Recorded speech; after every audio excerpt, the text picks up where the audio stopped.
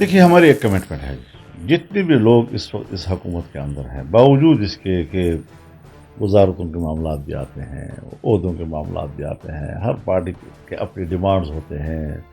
اب سرکاری محکموں میں اپنے لوگوں کو ایڈجسٹ کرنے والی چیزیں بھی آتی ہیں، یہ چپ کلشی بھی ساتھ ساتھ چلتی رہتی ہیں، لیکن ایک کمٹمنٹ ہم سب کی ہے کہ ہم نے اس ملک کو کے مستقبل کو محفوظ کرنا ہے، اسٹریٹجک حوالے سے بھی، تصویراتی حوالے سے بھی، معاشی لحاظ سے بھی، سیاسی حوالے سے بھی، بین الاقوامی تعلقات کے حوالے سے بھی۔ تو یہ ساری چیزیں اس وقت ہمارے مد نظر ہیں، اور اس پر حکومت جو کچھ بھی کر رہی ہے وہ ٹھیک ہے کہ اس وقت یونٹ آف دی کمانڈ وہ شہباز شریف صاحب ہیں، لیکن جو بھی حالات آتے ہیں اور ایک بڑا ایشو آتا ہے تو اس پر وہ پھر مشاورت بھی کرتے ہیں، سب کو اعتماد بھی لے۔ اور ایک جھوٹا آدمی جو ہے پتہ نہیں کون ہے، کہاں کا ہے، کس ماحول میں رہتا ہے، وہ آج ہمارے اس پورے کریڈیبلٹی کو تباہ کرنے کے لیے، اور میرے کے تباہ کر رہا ہے جی، باجو صاحب کی تباہ کر رہا ہے جی۔ تو ہم فوج کو بدنام نہیں ہونے دینا چاہتے، فوج پر ایسا حرف نہیں لانے دیتے۔ ہاں اختلاف کریں گے، ہمیں شکایتیں تھی، ہمیں کیوں روکا تم نے، ہمارے کارکنوں کو کیوں روکا، ہمارے ساتھ آنے والے بسیں، ٹرک، ویگنیں، ان کو کیوں ہراساں کیا، آخری وقت تک آپ نے کیوں ان پر پریشر ڈالے، یہ شکایتیں اپنی جگہ پر تھیں، لیکن یہ شکایتیں معروضی ہوتی ہیں اور وقت کے ساتھ ساتھ تحلیل ہو جاتی ہیں اور پھر آگے بڑھتے ہیں جو۔ تو اب بھی ہمارا موقف یہ ہے کہ ہم نے آگے بڑھنا ہے، ہم نے عمران خان کی رجیم کو گرایا ہے، ملک کو بچایا ہے، ورنہ کہہ چکا ہے اب تو کہ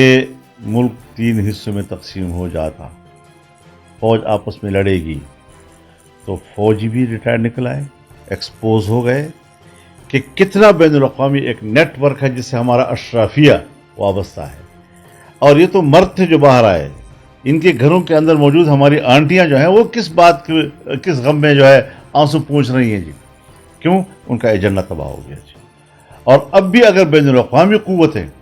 ہم پہ دباؤ ڈال رہی ہیں کہ عمران خان کو کلیئر کرو، تو پتہ چل جاتا ہے نا کہ کتنا بین الاقوامی کانسپیرنسی ہے اور کتنی بین الاقوامی سازش ہے جی۔ تو اس قسم کی جو چھوٹے چھوٹے مہرے ہوتے ہیں نا، یہ جگہ جگہ استعمال ہوتے ہیں اس چیزوں کے لیے۔ ہم اپنی فوج کو اپنی ذمہ داریوں تک محدود رکھنے کا موقف رکھتے ہیں، اس حوالے سے ہم ادارے کو طاقتور دیکھنا چاہتے ہیں، پاکستان کی دفاع کو طاقتور دیکھنا چاہتے ہیں۔ ہم کبھی کبھی شکوہ بھی کر لیتے ہیں، اختلاف رائے بھی کر لیتے ہیں، کبھی اس کا یہ مقصد نہیں کہ ہم ادارے کو کمزور کرنا چاہتے ہیں، اور ملکی نظام سیاستدانوں کے ہاتھ میں ہونا چاہیے۔ ہم کسی بین الاقوامی دباؤ کو قبول کرنے کو تیار نہیں ہیں، IMF کا دباؤ ہو، FATF کا دباؤ ہو، ٹھیک ہے، ہماری بہت سی مجبوریاں ہوں گی، معروضی طور پر ہوں گی، اور ہم ان مجبوریوں کے تحت سفر بھی کر رہے ہیں، دونوں سفر کر رہے ہیں، اقتصادی لحاظ سے بھی سفر کر رہے ہیں اور سیاسی لحاظ سے بھی سفر کر رہے ہیں، تو وہ چلتا رہتا ہے۔ اور اس وقت ایک حکومت ہے جس نے صرف عمران خان کو اتارنے کا چیلنج قبول نہیں کیا تھا، اس کے اتارنے کے بعد اس نے جو ملک کی معیشت کو زمین بوس کر دیا، اس کو دوبارہ سے اٹھانے کا چیلنج بھی قبول کیا ہوا ہے۔ اور یقیناً آج اگر قوم، پبلک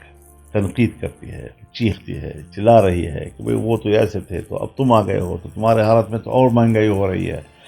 اب یہ عام آدمی کو سمجھانا بہت مشکل ہے کہ یہ سب کچھ انہی معاہدات کے نتیجے میں ہے، اور اس پہ جو ہم نے بین الاقوامی دنیا کو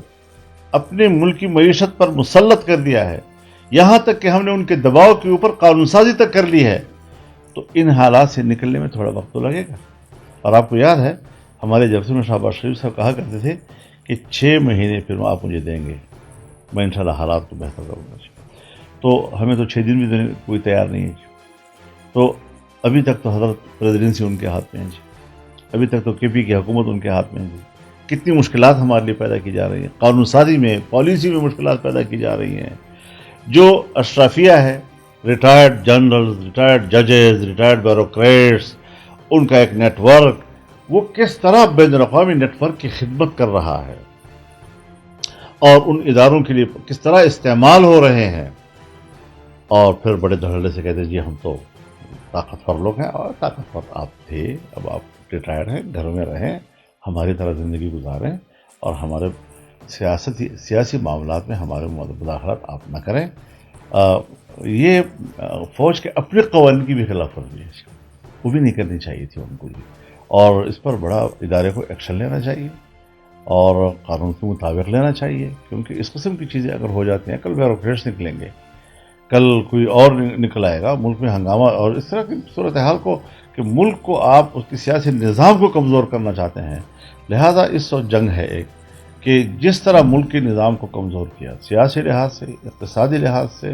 خارجہ تعلقات کے لحاظ سے، ان تمام شعبوں کو ہم نے دوبارہ اٹھانا ہے. اور ابھی بھی وہ قوتیں رکاوٹیں پیدا کر رہی ہیں، چاہے بین الاقوامی ادارے ہوں، چاہے بین الاقوامی خفیہ نیٹ ورک ہو، چاہے اس سے وابستہ ہمارے یہاں اشرفیہ ہوں. یہ سارے لوگ ابھی بھی پرانے نظام کو دوبارہ لانے، تاکہ ملک کا جو ابھی کچھ بچا ہوا تھا اس کا بھی کباڑا ہو جائے.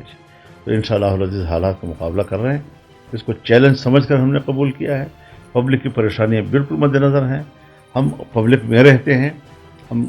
دن رات لوگوں کے اندر موجود ہوتے ہیں، جلسے کر رہے ہیں، عام آدمی کی جو صورتحال ہے. لیکن یہ جنگ ہم نے اور عوام نے مل کر لڑنی ہے اور انشاءاللہ جیتنی ہے. یوٹیوب پر گوگلی ٹی وی دیکھنے کے لیے youtube.com کی سرچ بار میں گوگلی ٹی وی ٹائپ کریں. گوگلی ٹی وی کے پیج پر سرخ رنگ کے سبسکرپشن والے بٹن پر کلک کرنا نہ بھولیے. یوٹیوب پر اپلوڈ ہونے والی ویڈیو سے باخبر رہنے کے لیے بیل آئیکن پر کلک کیجیے. آپ کو ہر نئی آنے والی ویڈیو کے بارے میں نوٹیفیکیشن موصول ہو جائے گا.